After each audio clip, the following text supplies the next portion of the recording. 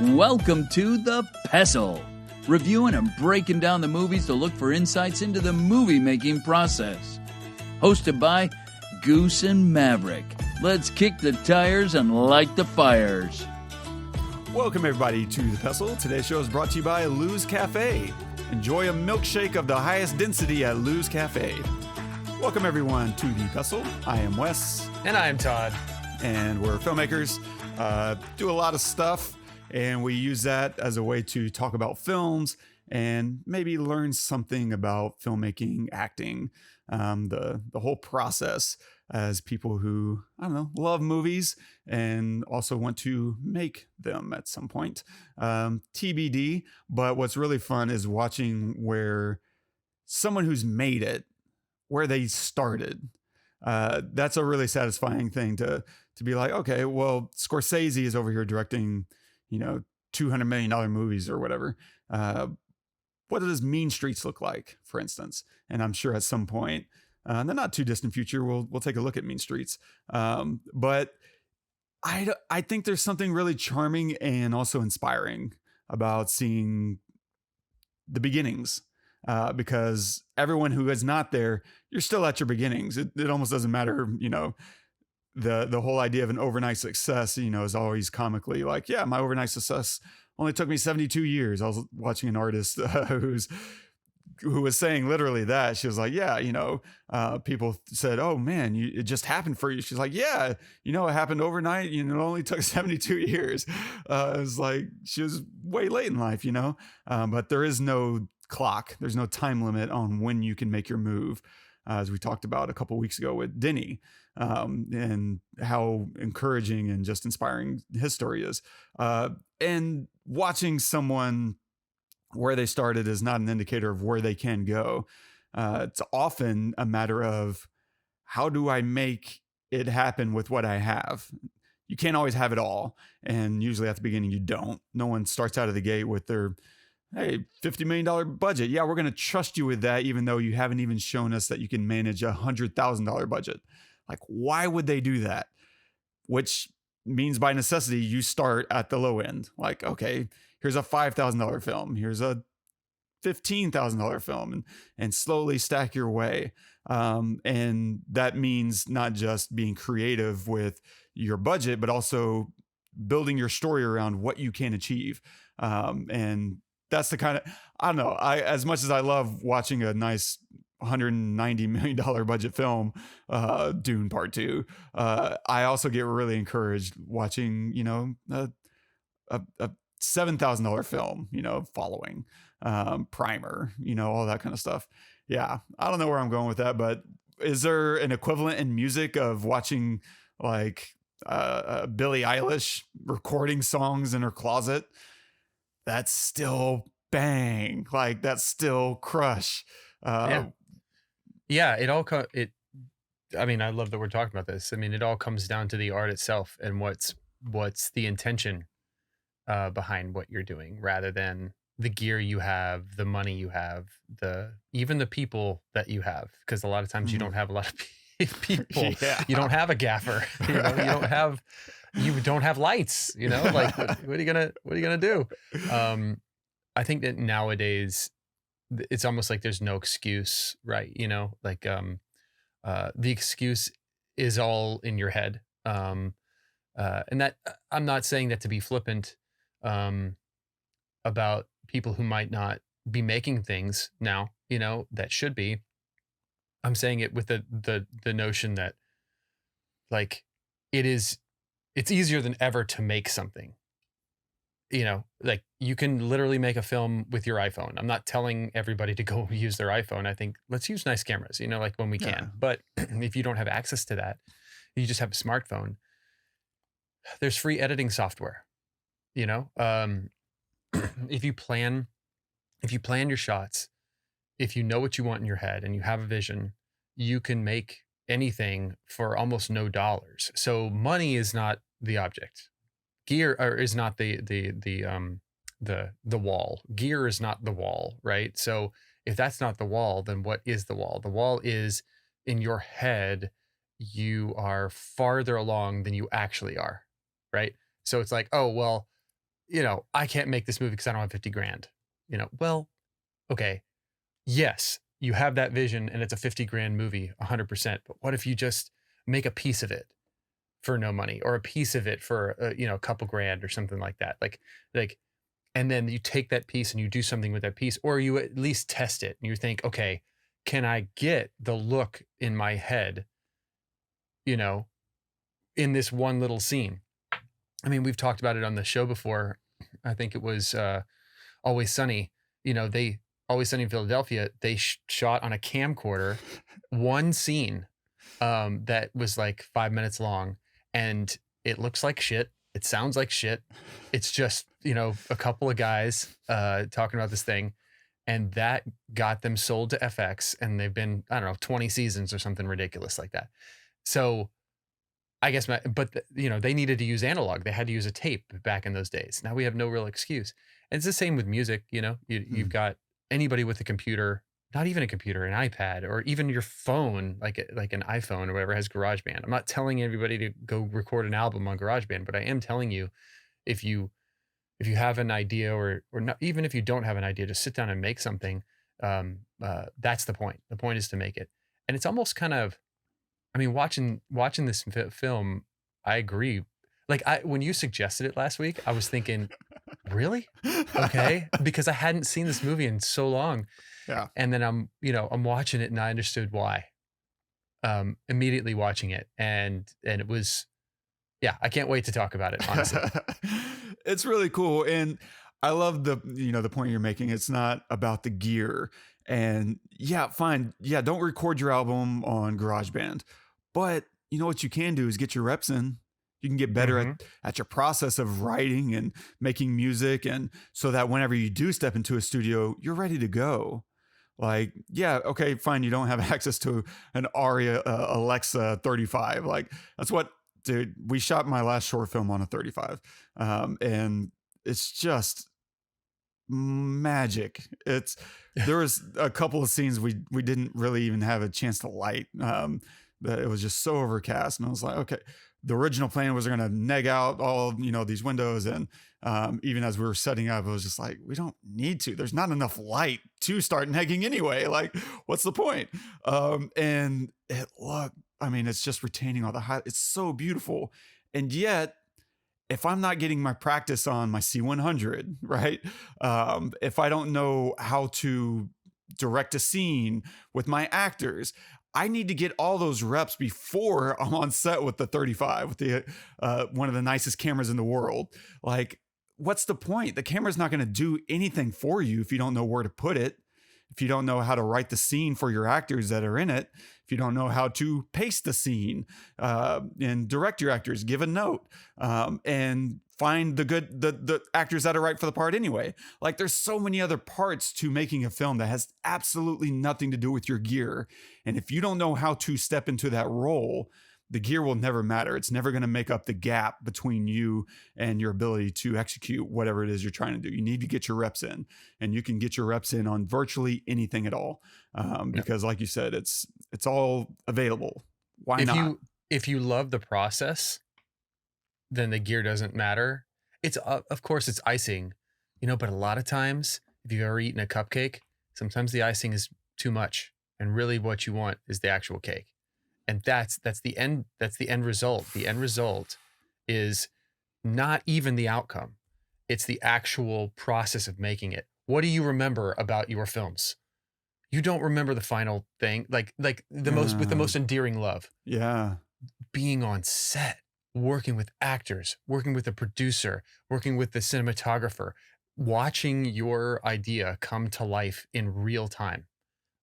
That's such a beautiful, wonderful experience. It doesn't matter what the camera is. If what you're seeing on the finder is like what you had in your head, that's the magic. You know what I mean? Yeah. Anyway. Yeah. Great point. Nicely done, man. Yeah, let's move on. This party's dead anyway. Yeah. So today we are covering Swingers. So if you haven't seen this film, please pause this episode, go watch it. We're going to spoil a bunch of stuff. Everything. I think that's a good question. There is one big lingering question throughout the film that I guess will spoil about a phone call. But yeah, we'll look at a bunch of things. Cinematography, directing, and DP'ing. My God, Doug Liman. Blocking for cinematography. We'll definitely talk about some of the story and writing, the titles at the beginning, the homages, right, that they pay, and other such stuff and things and stuff. Homages. Yeah, I think tomato and tomato. Got it. I think so. Yeah. Depending on the sentence structure that you're going for, maybe. Oh, I think you're right. Yeah. Wow. Yeah, you're a very smart human being. Maybe, okay. Or I'm incredibly dumb and just I know. No. Your money, baby. Your money. Quick synopsis of the film. A wannabe actor has a hard time moving on from a breakup, but he's lucky to have supportive friends. Directed by Doug Liman, written by Jon Favreau, cinematography by Doug Liman, featuring Jon Favreau as Mike, Vince Vaughn as Trent or T, Ron Livingston as Rob, Patrick Van Horn as Sue, Heather Graham as Lorraine, Brooke Langton as Nikki, and Deena Martin as Christy. You got digits, baby. Yeah, what a surprise. What's wrong? I saw you talking to a beautiful brunette baby. Look, she didn't like me, okay? I'm in a fool of myself. Baby, don't talk that way. You're so money and you don't even know it. That's what I keep trying to tell you. So could you not mess with me right now? Baby, we're not messing. We're not. Don't you are? You're like a big bear with claws and with fangs, big man. Fucking teeth, yeah, man. Fucking teeth on you. She's just like this little bunny who's just kind of cowering in the corner. Shivering. Yeah, man, just kind of, you know, you got these claws and you're staring at these claws, man, and you're thinking to yourself with these claws, you're thinking, man, how am I supposed to kill this bunny? And you're how am I poking supposed at it, to man. kill You're this bunny? poking at Yeah, it. you're not hurting it. You're just kind of gently batting the bunny around. You know what I mean? And the bunny's scared, Mike. The bunny's scared of you. And you got these shivering. fucking claws You got these fucking fangs, claws and these man. fangs, man. And you're looking at your claws and you're looking at your fangs and you're thinking to yourself, I don't know what to do, man. I don't know how to kill the bunny. With this, you don't know how to kill the bunny. Do you know what I mean? You're like a big bear, man.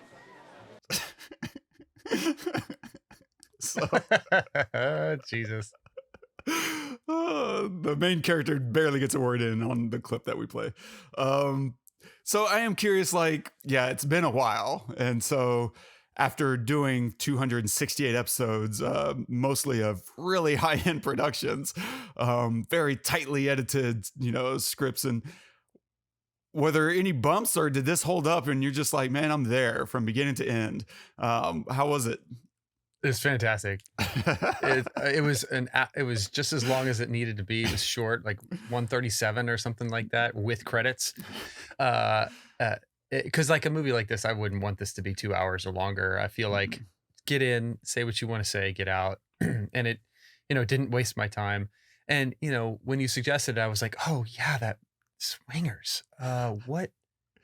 Is there like a bunch of sex in it or something? And like, because you think that, and then I quickly realized, going back into it, like, oh yeah, I remember, kind of what this. It's a story about a heartbroken guy and him trying to get over that, but also at the same time feeling like a loser. But the thing I didn't remember, and I don't think that I process. Well, there's a lot I didn't process the first time I saw it, because that was way before we started this podcast and before I was like super into film. Was first off all the homages, right, to Reservoir Dogs and Quentin Tarantino himself and Scorsese and Goodfellas, and that shot going through the kitchen. I'm like, oh my God, that they recreated, so freaking good. But so that. But also, and maybe even more so, just like how annoying Mike was, because he was so. One thing that, the scene where Ron Livingston is sitting in his apartment and he's talking to Mike and he's basically telling him like, dude, you've got a lot. The one thing that I don't remember him mentioning, maybe he did and I just missed it. Hold on. It was like, now that you bring it up, I debated playing this clip. I prepped too. So let's go straight to it. Perfect. The point is, Mike, is that it all depends on how you look at it, all right? I mean, you're telling me that your life sucks. That means my life is god-awful, Part of the reason that I moved out here is because I saw how well you were doing, and I figured that if you could make it, then I could make it too. I didn't make it. You got an agent, you got in the unions. You know, that's your problem, is that you don't look at the things that you have. You only look at the stuff that you don't have. Those guys are right about you. You're money. And why won't she call? She won't call because you left. She's got her own life to deal with, man, and that's in New York. All right? And she's a sweet girl, and I love her to pieces, but fuck her, man. You gotta get on with your life. You gotta let go of the past. And Mikey, when you do, I'm telling you, the future is beautiful. All right? Look out the window. It's sunny every day here. It's like manifest destiny. Don't tell me we didn't make it. We made it. We are here. And everything that is past is prologue to this. All of the shit that didn't kill us is only... You know, all that shit. You're gonna get over it. Mm. Yeah, man. So he does mention it kind of in passing when he says the guys are right. He has literally the best friends on the planet. The best friends on the planet. I mean, say what you will about T. Say what you will about what he, like stands for or how he acts with women. Say what you will. That son of a bitch will never leave Mike. He will always be there. Mike will be the most annoying, self-absorbed, like whiniest little bitch. And he will always be there, and he will always tell him he's money no matter what. Holy crap. Everyone on the planet can only dream of having a friend like that. You know what I mean? Where you can just be the biggest idiot on the planet, and hey, he's just like, baby, it's okay. I got you, So awesome. And yes, his advice is ridiculous, but it worked. It worked for Mike. He saw the bunny. Now, granted, that just got him over to Lorraine. Mm-hmm. But once he realized, oh, Lorraine's different, I'm gonna be myself. He wasn't seeing her as a bunny anymore, but it got him over to her. Had T not drug him out, constantly and built him up, give him advice, there's no way he would have gone over to talk to Lorraine. No, not in a million freaking years. And then that speech, when Rob gave him that speech, I was like, oh my God. I mean, I was instantly back. This whole movie was so great because, I used to live in LA. And so I recognized some spots, that speech in particular reminded me of how I felt in LA. Cause I went there, everybody goes there with high hopes, and do they happen? Do they not? Usually not. With me, it didn't. But there were several times where I felt like Mike, and I did have some friends who pulled me up. I did have some friends that said, dude, you're doing great. Just keep going. And it was like wonderful because you're away from your home. You're away from, it could be your family or just like everything that to be, to comforting and safe. And you're in this place where nobody gives a shit about you, and nor should they, honestly, but they just don't. And it's new, and you're constantly turned down for shit, and you're just beat up. And to have these friends is just like amazing. And it's great because it starts right at the beginning where T is dragging him out, and he's like, we're gonna go to this party. Oh no, we're gonna go to Vegas, baby. Vegas. It's like, oh my God, didn't you just say you have a thing at 9 a.m.? Like, and now he's like, well, we're going to Vegas. Like, oh my God. Okay. It really sets the tone for who T is. Yeah. So this movie went from, I don't really want to watch it, to, oh my God, I'm so glad I watched that again, and how fun it was and heartwarming. And you really believe even though Mike is annoying, you really want him to find somebody, you really want, or at least have closure. I didn't even care about him finding somebody. I wanted him to have closure.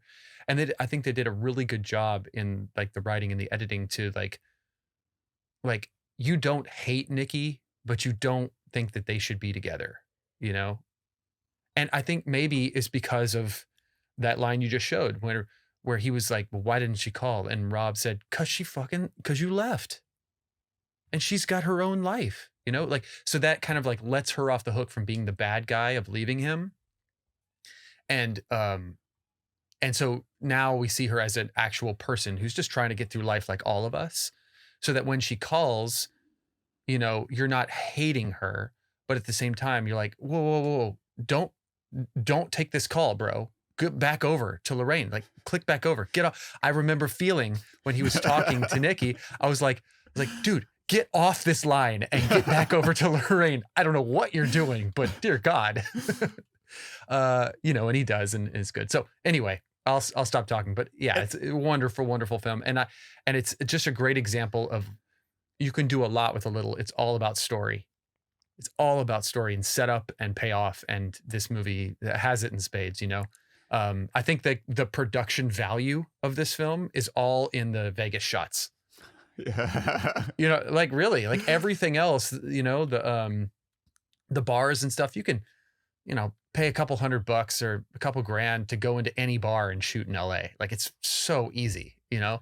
But in Vegas, that's a little different, you know? And maybe, I don't know what they did there, but point is, like, that's where they put all their money, getting into Vegas, shooting in casinos and stuff like that. So, or a casino, but That's probably accurate too. Like, they had a $200,000 budget, which is, oh my God, nothing. And you might think, oh, well, this was whatever, 95, they were probably shooting this. And 2024 dollars, that's still $400,000. I mean, you make a film today on 400 grand, and I've seen films, you know, and it's like not great. It's just not a lot of money. It doesn't matter what era. And honestly, in 95, $200,000 is probably even less than 400,000 is in 2024 in terms of what you're going to get. Cost of crew, LA alone is just a nightmare, because everyone's a filmmaker in LA, and I can imagine getting resources on the cheap, not great. What you do have in LA that you don't have everywhere else, though, is talent. You are surrounded, you're drowning in talented people. And someone like Jon Favreau, who's been making the rounds, right? He'd done Rudy at this point, and it's just amazing, only a few years before this, to think he was in Rudy, and he is jacked in this film. Yeah. No wonder he's in wife beaters half the film. I was like, man, show them guns off, bro. He looks great. And I assume that's probably how he met Vince Vaughn on the set of Rudy. And it's like, man, okay, I got this character. Like, he's thinking, I'm going to write something that is pure Vince Vaughn, 100%. That he doesn't almost have to act, right? He can just come up and show up to set as himself. And then he probably living in LA for a time, and I assume Favreau is an East Coast guy. He's bringing all that to the script of what is it really like to live out here as a nobody trying to make it. And at that point, you know what? What's the comedy of living here and trying to act like everyone in LA is trying to act like they're someone that they haven't achieved yet, right? The status. And I've heard so many people say, yeah, you try to go up and holler at one of these models, and they're looking at, they want to see your car keys. Like that's the first test of, are you actually someone? No, Cavalier. Okay, well, you go around the back then, and you can park my car. And I don't even know if they make Cavaliers anymore. I don't think so. And it's just a really like lived experience is what I'm seeing. And to your point, like, you would almost expect walking into this film. This came out in 96. I probably didn't watch this until like 2001. I had no idea about this movie until I got around a bunch of white people who kept quoting it. And they're like, you haven't seen Swingers? I was like, no, I don't know. Like the sex swingers? Like that's the only type of swinger I'd heard of. And I'm still not, I think, was there a time when swingers was kind of a term for like bachelors? I don't know or is it just a reference to swing dancing? I don't really know. I think it was an older term for like bachelors, swingers. The modern term, of course, is yes, it is. right.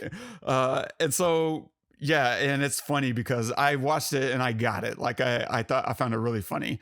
I don't know if I would have found it as funny in the 90s, but 90% of my black friends who have watched Swingers have been like, this shit is not funny. Like they do not like it at all, which for me made it 10 times funnier. Yeah. And so I like that it's so specific.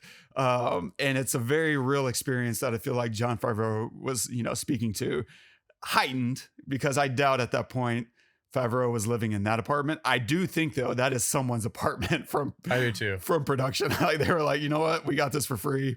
We're gonna use this thing. Maybe we'll take out a little bit more furniture. But it feels real, right? That feels like someone's space, the crack in the wall, and you don't set deck that thing. Yeah, and the parties and the downplaying, like it's popping in there, and here you have Charles being like, yeah, let's get out of here. This place is dead anyway. And it's just loud and everyone's, oh man, it's so smart and hilarious without trying to be hilarious, which is funny because Vince Vaughn is clearly trying to be funny the entire time, but it's never in a way where it's always aimed at someone in the scene. It's never aimed at this very broad way. Like even whenever he's going crazy in the pancake house at the end, that still feels targeted to the customers. Like he's still like, oh, I'm the asshole here. Okay, it's me. You know what? I wouldn't eat here if you paid me anyway. Like he's just obnoxious to the extreme. And it works. I think also because the cinematography doesn't ever feel like it's leaning too hard into comedy. And I think it's crazy that Doug Liman directed and DP'd. Like you don't see a lot of that. Like even at this budget range, you would expect he would have found someone to DP for him. But maybe you really just didn't have the budget. And I buy that. Again, $200K. It's like, man, I can have a DP or I can have a full camera team. You know what?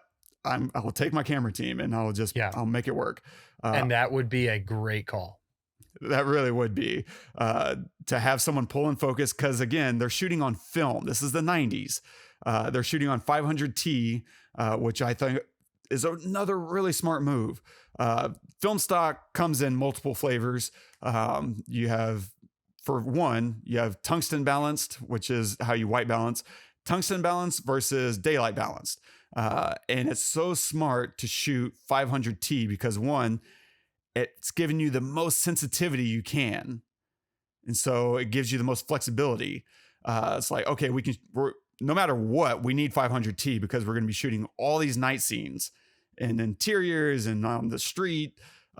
So let's spend all our money on 500T. That way we never have to worry about losing a single frame of film if we suddenly need to switch to daylight. Because you know what, your 50D or your 100D is not going to work on as a nighttime interior. You need way too much light, and their budget does not allow for that, for a big lighting package. That's just not going to work.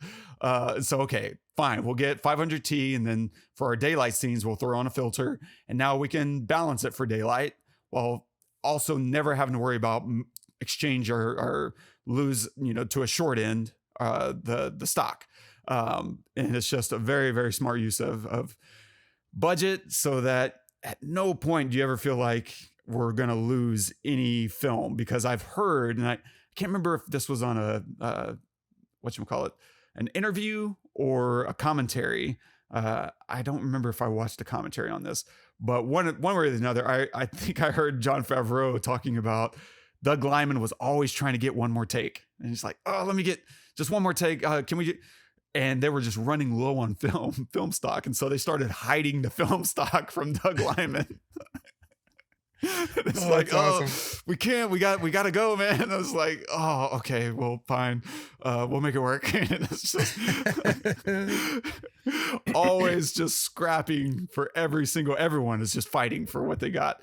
And I think the other benefit too of this film in particular is that if you have Jon Favreau acting and having written it, you almost, I can imagine, and I don't know this is me projecting, I can imagine that Favreau is kind of standing in as a director. He may not be the director, but it's his project. It's his baby. He wrote this thing and he's been fighting for, a year and a half to get the budget for it in all these rooms. He's basically your co-director without being named a co-director. And that gives you a little more space as a director to worry about lighting, and to work with your camera team.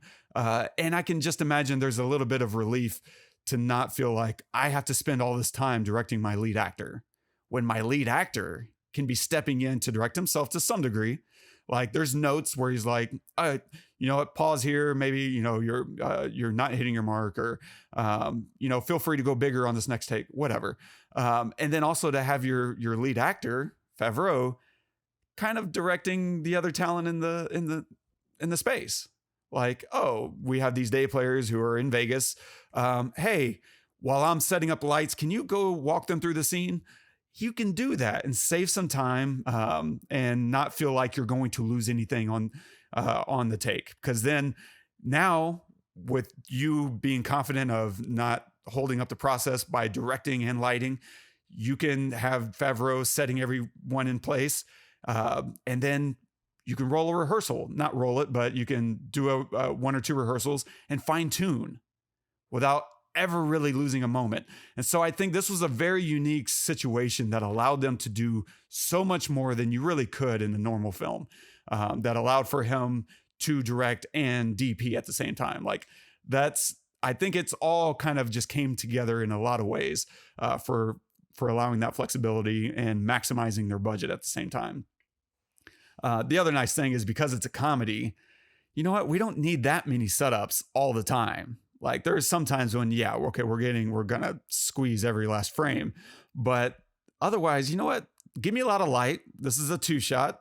We're just going to sit and hang out on this master and let y'all do your thing. It's Vince Vaughn and Jon Favreau. Y'all are old buddies and y'all wrote this. And from what I think I remember, and I kind of get this in Good Will Hunting confused about the whole process of getting it made. But I think on this one, they were rehearsing basically a lot of these scenes while going through financing, because they just kept performing for some of the 2 or 3 of these scenes for people, like just to give them the vision. Because if you read it off the page and it's like, I don't really get it. But once you see Vince Vaughn come to life, it's like, oh, I get it. This guy's got the goods. And so they kept performing certain scenes and it just became clockwork for them. So that by the time you get on set, you don't need a rehearsal for some of these. It's like they've literally run this thing 400 times. Let's just shoot it. Like we light it. Y'all are good. Fine. Let's go.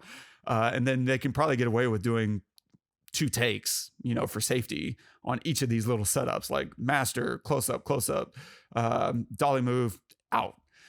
If, they can hide enough film stock from Doug Liman.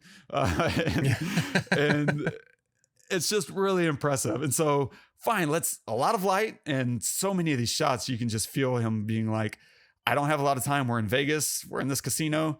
Let's just pop up a really big, 2K over here, diffuse it a little bit and roll. We're going to get in and out. Amazing. But you want all that light for this because you want to see their eyes. You want to see their face. Because in a comedy, all that stuff matters to create the sense of safety and comfort. And I thought this rides a really nice line between comedy and drama. It doesn't feel so lit that it pulls away from that kind of indie drama vibe, but it gives you enough lighting that you feel okay at laughing at some of the misery that Mikey is experiencing. And you want that. You want to laugh at his mistakes and his foibles, because that's the punchline. That's the joke. But you also need it to feel moody enough that you buy the scenario in the first place. Him walking over to Nikki in the bar, and pretending to be like, yeah, I'm on the Vegas circuit. We just heard him talk about in Vegas that he's not on the Vegas circuit. And now he's over here talking about like, yeah, making the rounds, on the Vegas circuit. Like, no, I recognize you from some, I host an open mic. No, that's not Starbucks. You came in and you asked for an application. Yeah, so good. No, it was about. It must have been a long time ago. No, it was 2 weeks ago. So good. So good. Oh, and he just gets clobbered. And I'll come back to that in a second because I really love the way he wrote this film. But the other cinematography stuff, and I really like this, is the way they block for singles and this punchline in Vegas whenever they're in the trailer with the girls. And it is such a bro move on Trent's part. T is like in there hooking up, and Mike comes knocking on the door like, hey, I need to make a phone call. And I love T's confidence in him. The first thing he does is hand him a condom, and he's like, no. Like, I need to use his phone. And he goes out and he's naked. He's just barely covering up with a towel. And he goes and makes a phone call, and he walks back out because she didn't leave a message. And the look on the girls' faces as they're all getting like really swept away in this romance and the heartbreak, and they look at him, did she call? And he shakes his head, and he goes, and he just stands there, and they're like, oh, and they get up to console him.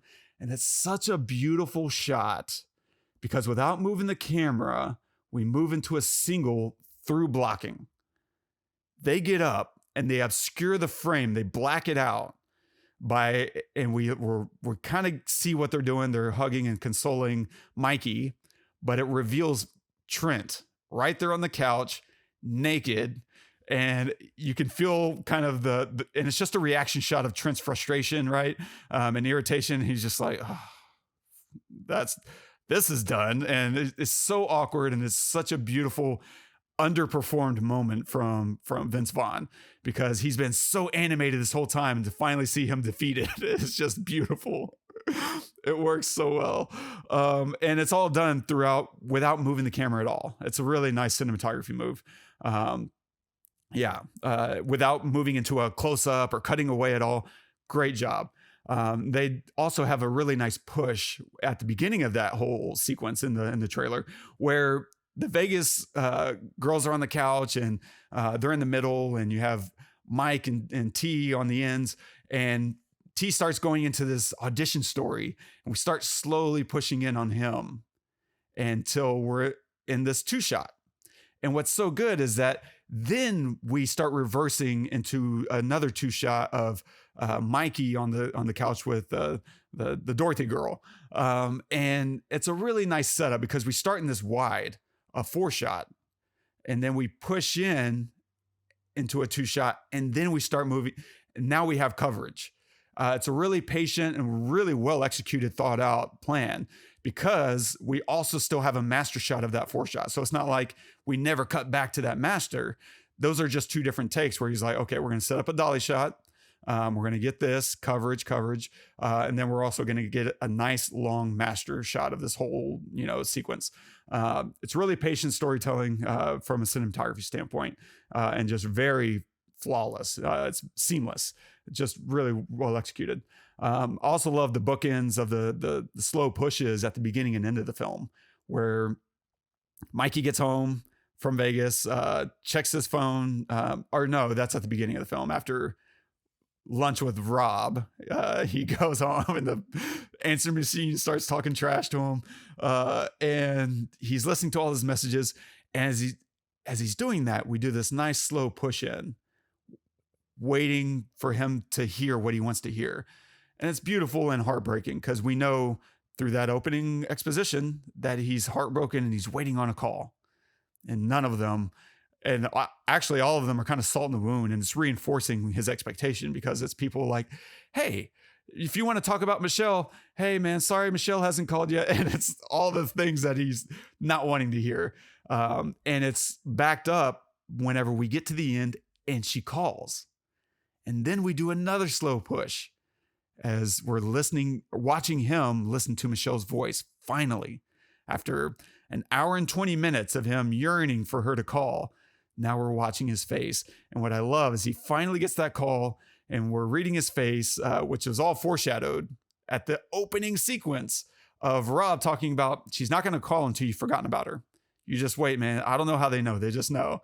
And it's paying off right here. And then the phone call happens finally, with Lorraine breaking in.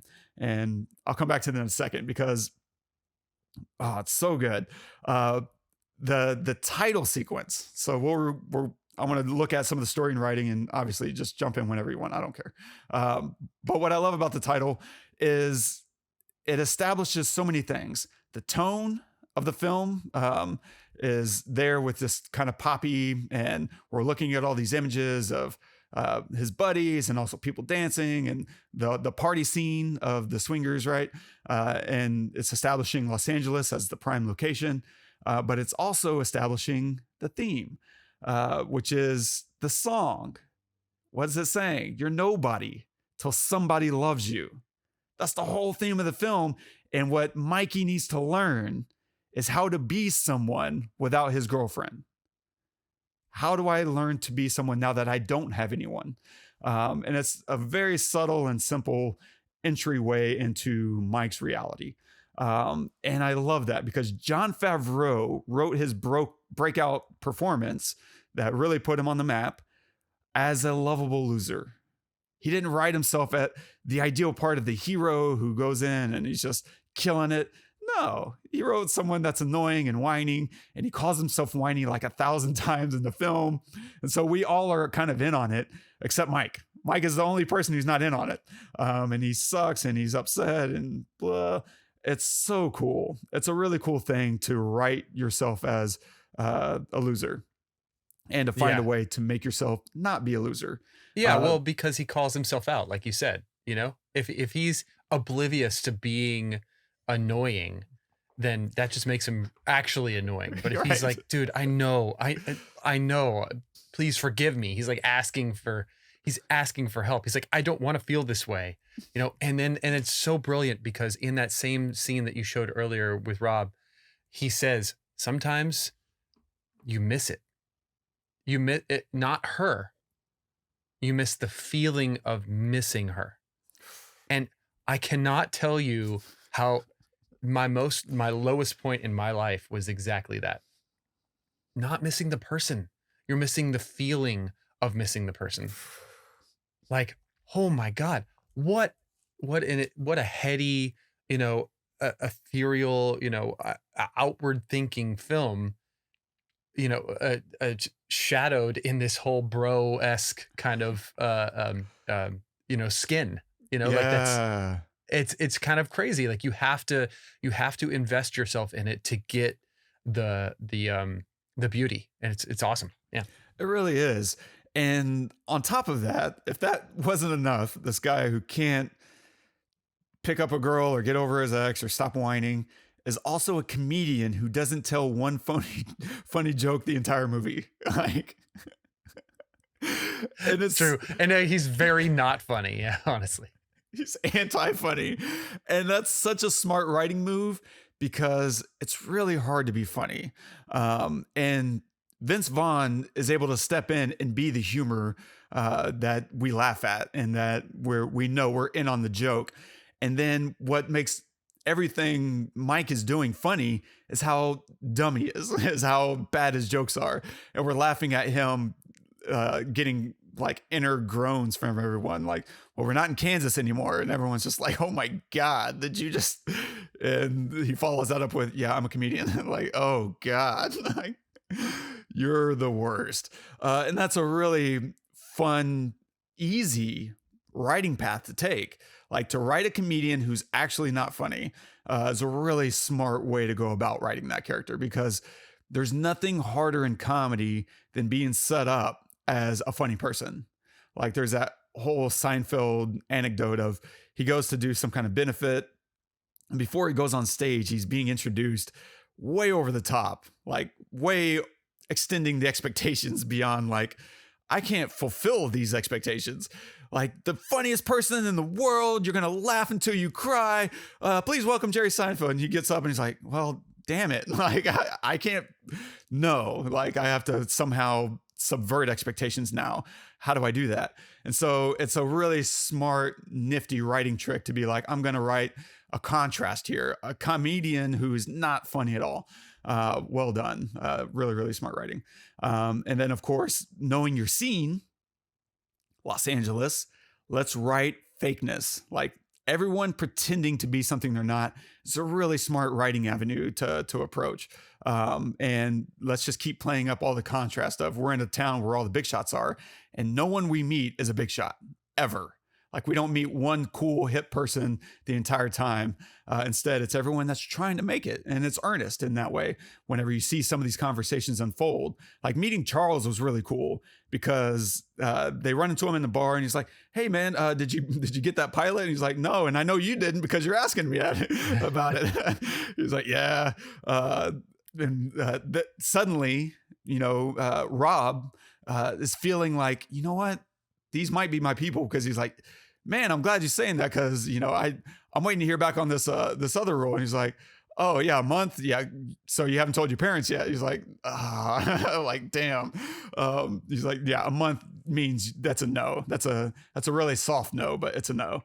And it's really satisfying to see everyone being honest with each other when they're in safe hands, as opposed to whenever they're trying to impress all the women and they just start bullshitting everything, pretending to know people. And that's when Mike really flails, is whenever he's pretending to know people and pretending to be someone he's not, and he's struggling. And so it's whenever T and Sue get into his head about, you know what, no man, they pump him up, they give him that great speech, right? You're a bunny, you're a bear, man, and that's a bunny. You need to understand what you have. And it's the same thing that's being reinforced by Rob. You don't know what you have. Like, stop thinking about all these things that you aren't, and start thinking about all the things you are. And it's those moments when he starts to succeed. And it's a really simple character flaw that we're watching and hoping he'll finally overcome. And it takes a long time for him to understand that. And that's what makes the ending so good. And so we'll look at real quick, Nikki. So the girl in the bar, he approaches. And, I love whenever he goes over to her, you're a bear, man. They start playing the Jaws theme song. And it's dun, dun, dun, dun, which is also probably another place where they spent most of their budget. Is they have some really good music in here. That was not cheap, unless some of that stuff got subbed in later, which I don't think so. Once you get distribution, you get picked up, you get more budget to refine your film. I don't think that happened. Anyway, so they start playing the Jaws theme song, and we're watching his perspective, and he's walking over. And I love that as he gets to Nikki, it's quickly, seamlessly transitions into this lovely jazz tune where it's like things are going well. Like, that's a really nice edit. The sound editing there is flawless, really well done. Yeah. And I also love he gets home and they do that nice long take of Mikey leaving a message for Nikki that just descends into the pit of hell. Like, it's so good. That meltdown. Dude, oh my God. I was cringing watching that. Just, oh, please stop. What do you do? Oh my God. And then as he was doing that, I remembered, I was like, oh yeah, she's going to answer one of these times or something. And I remember that part. Yeah. Because it's hard to forget that. So it really is. Once it gets going, you're like, oh no, don't just put the phone down. And you see him walk away and you're like, okay, good. Oh no, we're lingering. And then he goes back to the phone. It's really good. And it's so in tune with his character. It doesn't feel out of place at all. And that's satisfying too, because if you just see a shot of Jon Favreau in any one of these scenes, you're like, that's a confident, good looking dude. And the more you get to know him, though, the more cracks in that facade you begin to see, so that by the time you get to this moment, you know what, this is not a smooth guy at all. And he's looking for any kind of, I don't know, entryway. And so what I love about the whole Nikki aspect is it gives us so much hope whenever he finally finds a moment, he gets her number. And they do a great job. God, this is so well written, because we don't actually see what he says to her to get her number. And I think if you were to see that, it would undercut the next moment of him destroying it. Because if you see things go really, really right, it builds an expectation that we're going to continue seeing things go right. Whereas if we saw the way he failed, he walks away with a number and we feel good about it and he's getting pumped up. We're hearing the aftermath of it. then it's like, okay, we still don't know how this could go, but we have our hopes up. And then seeing the reversal of fortune there it feels right. It doesn't feel like a letdown, but it all in the way that we feel like our expectations got raised beyond where they were actually going to go. That's a dicey thing to do, to, on the one hand, lift our expectations, but not so high that you feel let down story-wise. And so you feel his devastation when it all melts down. But it's satisfying to see that he had something going for him and then he destroys it. So that by the time we finally get to Lorraine at the end, we're ready for him to win. God, can you do anything right? And so it's great. He strikes a confident tone with Lorraine because he's no longer pretending anymore. He's just kind of over it. He's just owning who he is. And he's like, whatever. And she's talking to him and she's like, he makes another bad joke. Lorraine, like the pie. She's like, yeah, that's not the 1,000th time I've heard that joke. And he's like, don't worry, I'm not funny. I like Lorraine pie. And she's like, I thought only real men like Lorraine pie. Don't like real Lorraine. He's like, I'm not a real man. Don't worry. I'm not a real man. And suddenly, you know what? That's different from everyone else we've ever heard out in the LA scene. And now he's owning who he is. He's building some confidence and she's into it immediately. At first, not so much. She's just kind of rolling her eyes at him. And then he starts owning who he is. That's when he wins her over. And then she asks him to dance. And I love that little exchange because that setup of him going to dances. What if he doesn't want to dance? This guy, this theoretical guy, may not be in the mood for dancing, for instance. And she's like, doesn't matter. She's pulling him to the dance floor. And so now our expectations are like, freaking A, he's going to screw it up again because he can't dance. He's being forced into a situation where he's going to lose. And then he gets to subvert our expectations. At long last, he can dance his ass off. And he's out there, he's spinning her. He's spinning like he's one step away from like lifting her in the air and like tossing her through his legs. Like it's just killing it.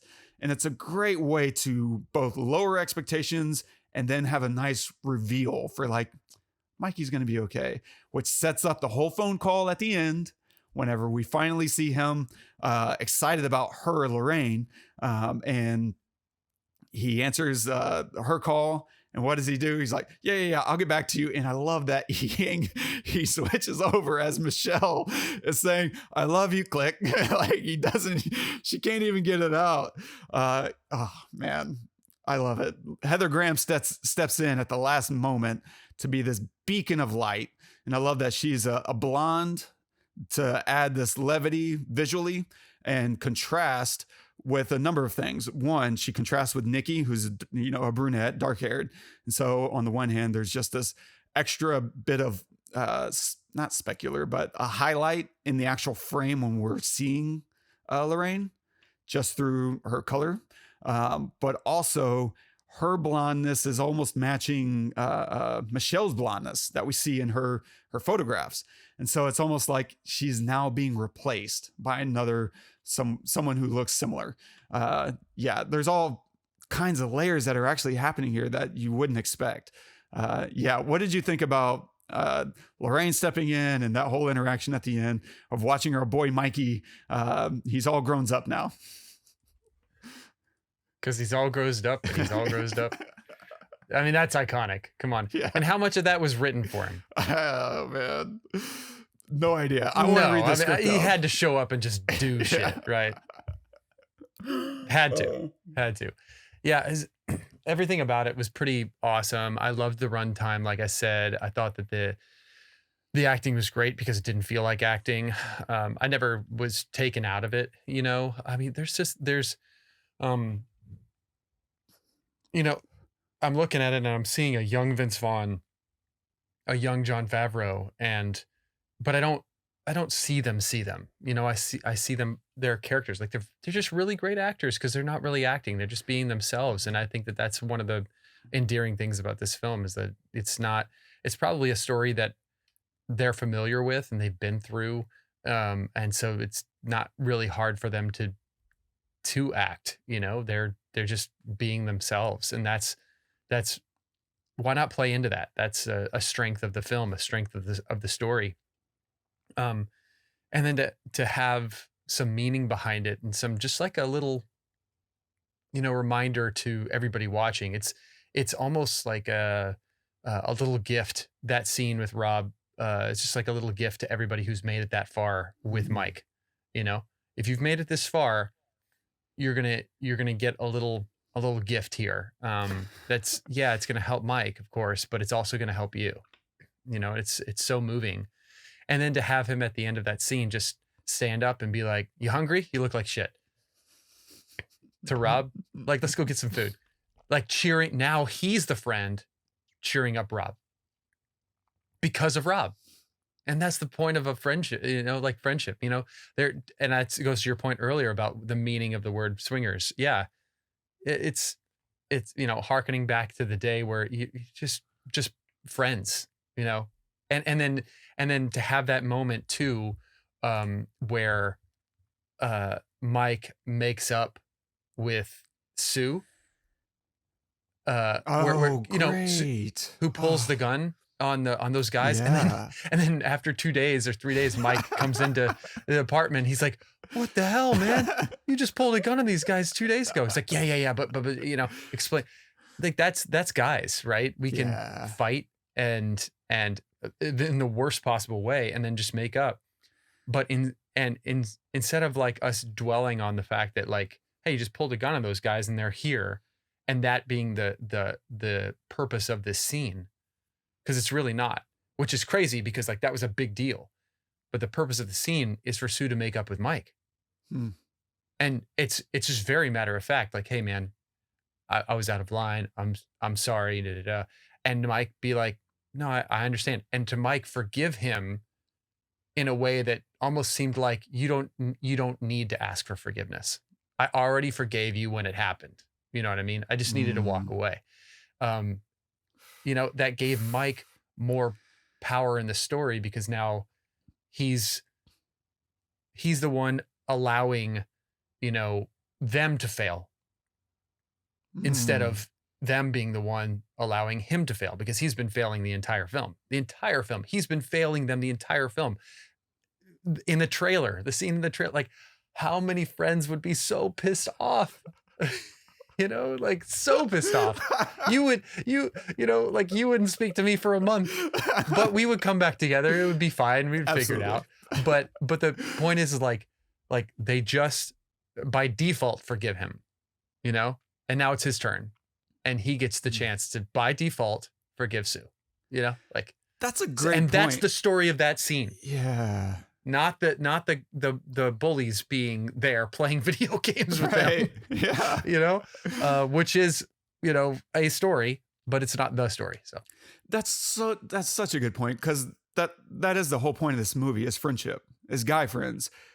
And it's really not as sketchy as some of these guys are towards women. It's really not about that. I mean, we've all had friends, and maybe we, to some extent or another have gone through phases where it's just like, whatever, like, I'm just young and trying to have fun. But it's not about any of that. It's about guys being there for each other. Every guy in this film fails at one point, at least, right? Mike is obviously continually failing. But we see, Rob doesn't get the part of Goofy at Disneyland.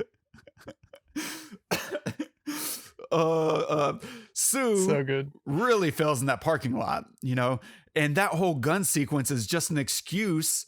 Like you said, I completely agree. It serves so many functions. One, to have a fight with Mike that then they can make up and show that, hey, it's okay to be mad and it's okay to make up.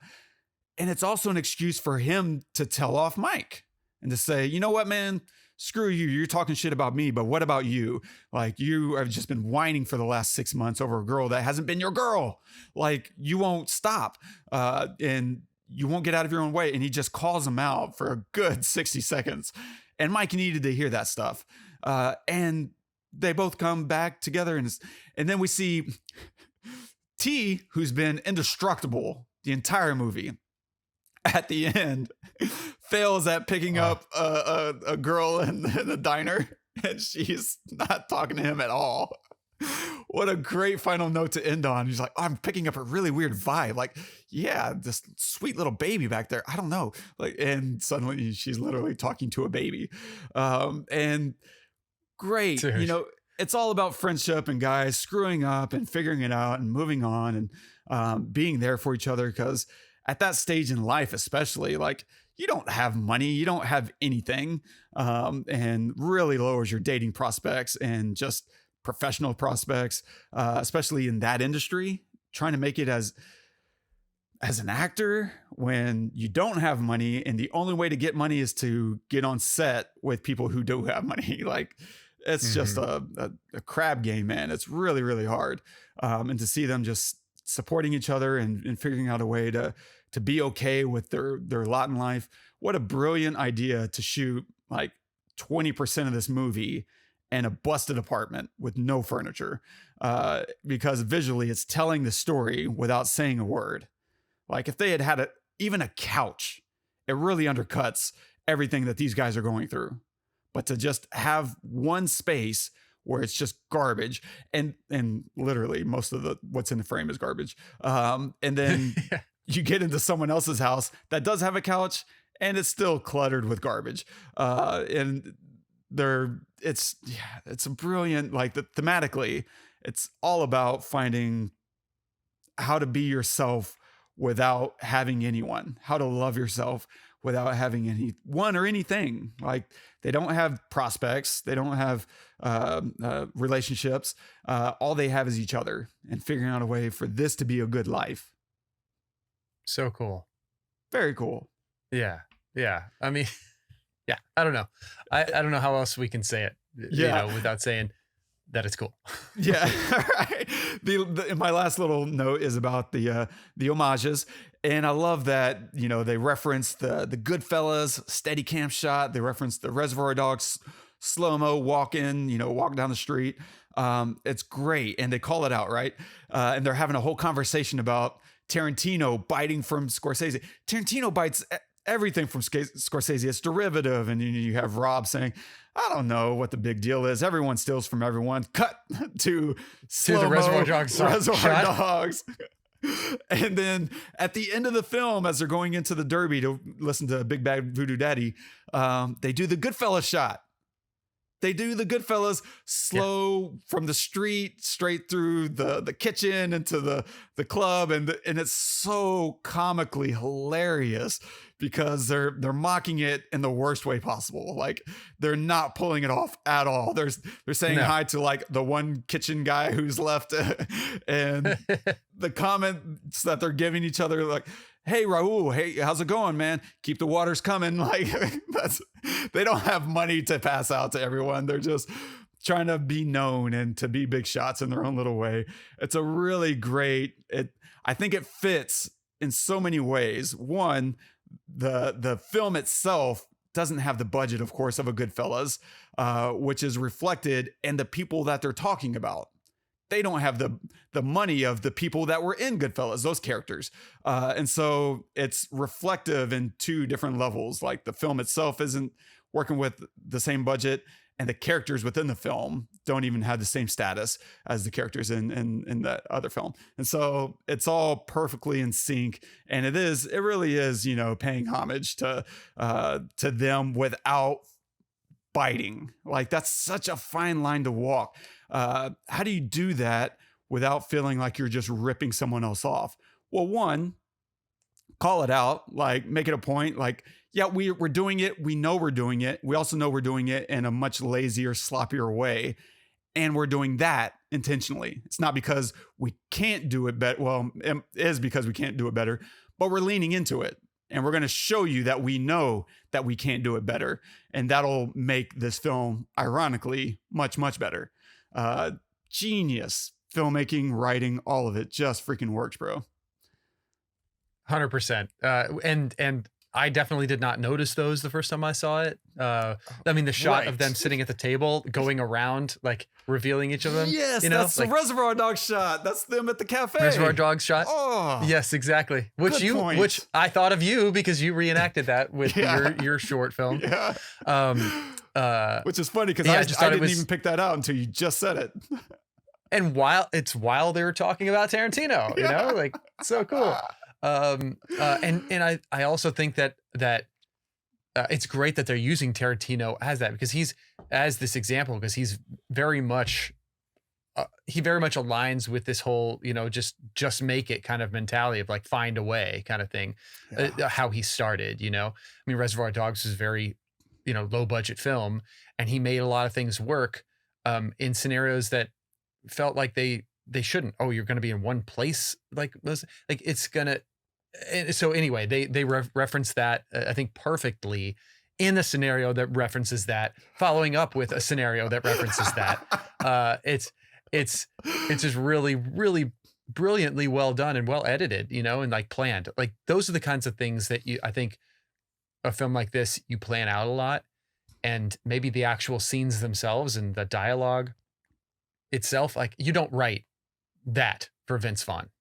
You know what I mean? Like you just say, here's where we are, here's where we want to get to, figure it out, you know, and go, you know, and that's probably what they did. And that scene that you showed, the first scene that you showed, I thought was great because it was almost like Sue was forcing his way into the conversation, you know, like he did say you're so money and you don't even know it. And that's what sets everything off.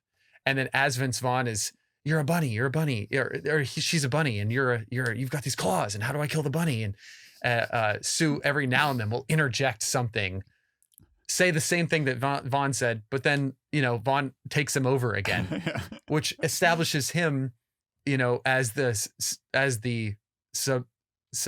subversive to, or not subversive to Vaughn as his character, but that felt very natural. It didn't feel like, okay, when he says this, you're going to say that. No, not at all. No way. So yeah, just really beautifully done with what they had, you know. God, just really brilliant. And I love too that they built that sequence out, not just on its own, but then use that as a transition to the next location. So it wasn't even wasteful. It's like, we're doing this and we're going to make sure we use it to propel the story forward. So it's maximizing the runtime, and they have to build the rest of that sequence out with that song.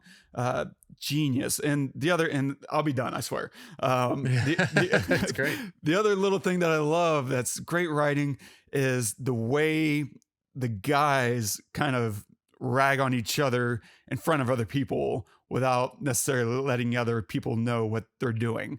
So like the only times I think Mikey's funny is when he keeps calling T double down. Like he keeps doing it like, yeah, and what happens next? Double down. It's like, stop it, you know? And then T keeps doing the same thing with Sue when they're like, this girl is really upset that Sue didn't call, and Trent just keeps throwing him under the bus. Like, yeah, it's funny because we were outside playing football. I don't remember you ever leaving to make a phone call. She's a really pretty girl. Why didn't you call her? Like, he's just like, no. And no one can tip their hat at, you know, the game that's being played.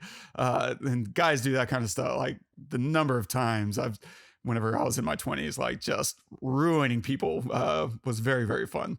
Yeah. Awesome. Nice. Yeah. Final thoughts, man? No, I think I've already said it. Great film, great example of just have an idea and figure out a way to make it. And to make sure that the story and the purpose of why you're doing what you're doing is always at the forefront of whatever scene you're shooting or whatever you're making. Just don't forget your why. As long as you have that in the end, I think you have something. You know, it's when you forget your why and you're shooting stuff to shoot it that you know, maybe you'll lose that. But I don't think they ever lost that here. You know. Agreed. Yeah. What are you going to recommend this week? I'm going to recommend another Favreau thing. He's done a lot of things, you know, film and series, etc., whatever. I'm surprised we haven't recommended it. But I'm going to recommend season 1 of Mandalorian, Ooh, yeah. That's which crazy. yeah, I was very surprised. But I just feel like, you know, in a world where Star Wars is overdone and underdelivered, I felt like this was a really welcoming series done in a smart way that kept me coming back and excited for more. And it had a really wonderful payoff at the end of that first season. So yeah, Mandalorian season 1. Well done. Yeah. I'm also going to recommend a Favreau thing, also a TV show. This one is called Dinner for Five. And this is really Jon Favreau having dinner with a bunch of other Hollywood people, usually actors and directors. And they just sit and talk about the craft. They talk about what it was like making this, and it's very cross-talky. It's like it really does feel like a dinner as people are, you know, eating and like just picking each other's brains. And it's so wonderful. Favreau, man, that guy is so smart and he's so humble. And listening to him talk about the craft on any level is always really cool. And he's definitely the kind of person where you would love to be his friend and just hang out. Everything I've ever seen from this guy, and I've, you know, listened to him talk after, I think I saw Iron Man 2 with him in attendance. And he sat and did a Q&A afterwards. And then after that, we did we went to the highball at the Alamo Draft House, and he like DJ'd for like an hour. And that was surreal. I went with our old buddy Jay Holzer, and we were just like, what is happening right now? Jon Favreau is on the ones and twos and killing it. That's awesome. It was so good. And so listening to him have those kind of conversations with other pros, so cool. I highly recommend it. I don't know where to find that stuff anymore. I bet it's on YouTube though. If you just kind of Google around, YouTube search for Dinner for Five, you'll probably find most of those episodes. If not, I don't, maybe on Amazon. I really don't know. I want to find them though, because I want to go back and listen to all that stuff, because so insightful and encouraging, especially when he starts talking about his swingers days, because that was on the come up. And now, I mean, he's Jon Favreau now. You know, you fight to get in the room with him, and in those times, like, he's just fighting to make a friend. Like, who knows? But yeah, Dinner for Five, check that out, and stay tuned for next week. We go abroad, and we go find out what's happening in Bruges. So if you haven't seen In Bruges, go check that out. It has Colin Farrell and Brendan Gleeson, just a dynamite 1-2 punch. And I'm excited to take a look at that. And if you're enjoying the show, don't forget, subscribe, drop us a review, leave us a note, something you want us to cover, and the kind of things you find interesting to discuss. Yeah. And if you want to comment on this episode, you can do that at thepestlepodcast.com/swingers. Yeah. Nicely done. Thanks. Good pickup there. And our quote of the day is from Voltaire. Interesting. Judge a man by his questions rather than by his answers. Wow. I don't know how you find all of these, but like lately you've been really nailing it. This is fantastic. That's so good. I love that joke in the diner whenever he makes another. Mikey is like, this says pancakes in any time. She's like, yeah. He's like, okay, well then I'll have the blueberries and the Age of Enlightenment. And he's like, what did I think? A waitress getting a Renaissance joke, like, I should have went with the Renaissance or whatever. And she walks back by and he's like, hold on, Voltaire. And he's like, oh yeah, I guess she did get it. I love that little moment. And so I was like, let's see what Voltaire has to say. And it's so good. Judge a man by his questions rather than by his answers. Like and I feel like that's what Mikey's doing throughout the film, is he's looking for the right question. And I love it so much that at the end of the film, Trent is asking him, like, really, it didn't occur to you to call her? What happened? He's like, man, you know, I thought about it and it's so simple. And then cut. Like, Trent interrupts him as he's about to give us the answer. He's finally got it. And we'll never hear it, because that wasn't the important part. The important part was he was asking himself the real questions, asking his friends the real questions. And ultimately, you have to find it for yourself. Beautiful. Wow, that's really great. I I didn't look at it like that. It's kind of like the spinning top at the end. You know, I don't get that answer, and that this little bit of unsettledness makes the film stick with you. You know, like, what was it that he figured out? This entire movie, he's been, for the last 6 months, he's been trying to figure this out, and he figured it out. What was it? And we don't ever get that. It's so great, and and then you have T begging him. What was the answer? What was it? And then cut. It's just so freaking good. It's a great example of a final shot, but it's not really a shot, right? I mean, yeah, it's a two shot, I guess, or whatever, but it's not really a shot. It's more of like a, what is the feeling you're ending on? It's the end of a song not resolving. You know, don't leave me like that unless you have a reason to leave me like that. And that is a great, that's so great, man. Fantastic quote. Wonderful. Oh, I mean, I kind of want to go back and watch the movie again and then just redo this episode, honestly, which is so not what I expected. No, at all, but loved it. Anyway, this was a lot of fun. Thank you guys so much for listening. If you enjoyed this, please subscribe, review us wherever you get your podcasts. It all helps a lot. And if there's a film that you'd like to see us pick apart, we'd love to hear from you. Who knows, maybe we'll do it. Until next time, I'm Todd. I'm Wes. Go watch some movies, baby. You're the big one, Mikey. Claws. You got these claws, and you're thinking, how am I going to kill this baby bunny? How am I going to do it? How am I going to do it? You're a bear, man.